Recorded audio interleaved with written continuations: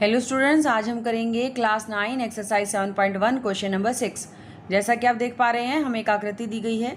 तो सबसे पहले तो हमें यही लिखना है कि हमें दिया क्या गया है। तो जो भी हमारा सवाल है उस पर हम सबसे पहले क्या दिया है ये लिखते हैं। हमें दिया गया है एक आकृति को, और उस आकृति के अंदर ये जो चीज़ें हैं हम यही सेम लिखेंगे। हमें दिया गया है AC और AE समान है, ऐसे ही AB और AD समान है। ये चीज़ हमें दी गई है। उसके साथ ही हमें दिया गया है कि जो कोण है BAD और EAC ये बराबर दिया गया है। हमें इसके अंदर सिद्ध क्या करना है? हमें इसके अंदर सिद्ध करना है ये जो BC और DE भुजा हैं इनको बराबर हमें सिद्ध करना है। तो हमने इसके लिए हल करना शुरू किया, या यूँ कहिए इसको प्रमाण करना शुरू किया। तो हमारी आकृति के अंदर देखिए, त्रिभुज के लिए देखिए आपको कौन सी त्रिभुज लेनी पड़ेगी। इधर AC चल रहा है तो हमने यहाँ देखा AC भुजा, यहाँ से लेके यहाँ तक AC भुजा है। AC जिसका हिस्सा बनता हो, ऐसी त्रिभुज जिसका AC हिस्सा बने, ऐसी दो त्रिभुज हैं। एक तो है D तक और दूसरी हमारी त्रिभुज कहाँ तक है? B तक। अब क्योंकि दूसरा नाम AB शुरू हो रहा है तो हमें इसी तरह से नाम को चूज़ करना है जिसमें हमारी सारी चीज़ें आ जाएं।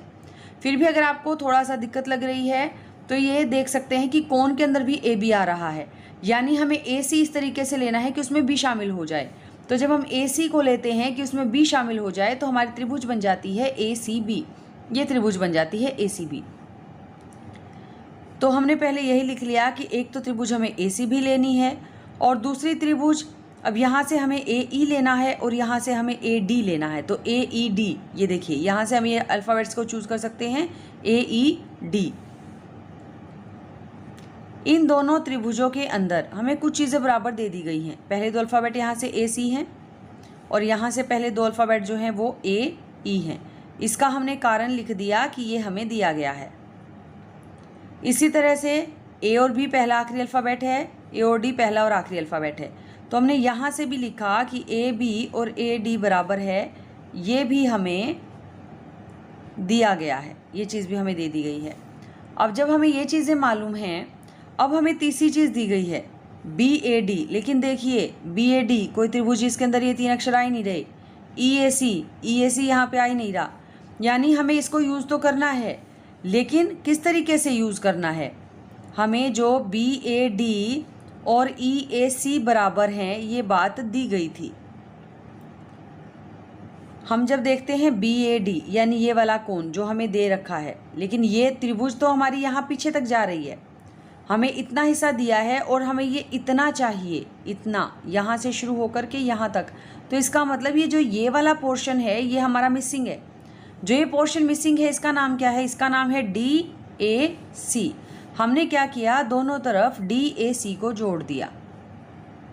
ये जो हमारे त्रिभुजों के नाम हैं, जो कोण दिए थे, हमने त्रिभुज के आधार पर देखा कि कहाँ तक उसका नाम जाएगा और उसमें इसको जोड़ दिया। अब जोड़ने से क्या हुआ? इसके टुकड़े के अंदर जब ये टुकड़ा जोड़ दिया तो ये कोण पूरा हो गया। अब इसका नाम हो गया BAC। जो हमने ये जोड़ किया है उसके बाद इसका नाम हो जाता है BAC। इसी तरीके से जो यहाँ हमारे पास ये वाला जो कोण था, इसमें जब ये टुकड़ा हम जोड़ देते हैं तो EAD ये नाम हो जाता है EAD। हम यही लिखेंगे कि जो BAC है BAC और यहाँ से DAE, आप इसको DAE भी लिख सकते हैं। तो BAC और DAE ये हमारे पास बराबर हो गए। हमने यहाँ करके दिखा दिया क्यों हुए हैं। अब ये तीन चीज़ें बराबर हो गई। जैसे ही हमारे पास तीन चीज़ें बराबर हो गई, हमने उसको क्या कहा कि जो त्रिभुज है ACB वो सर्वांग हो गई है जो त्रिभुज हमारे पास चल रही थी AED। इन दोनों त्रिभुजों के अंदर जो हमारे पास ये त्रिभुज बनी है, इन दोनों त्रिभुजों के अंदर कारण क्या बना, किस वजह से हुई? ये दो तो भुजाएं हैं और एक कोण है, तो हमने इसको लिखा SAS। ये नियम है हमारा SS, जिसकी वजह से ये बराबर हो गई हैं।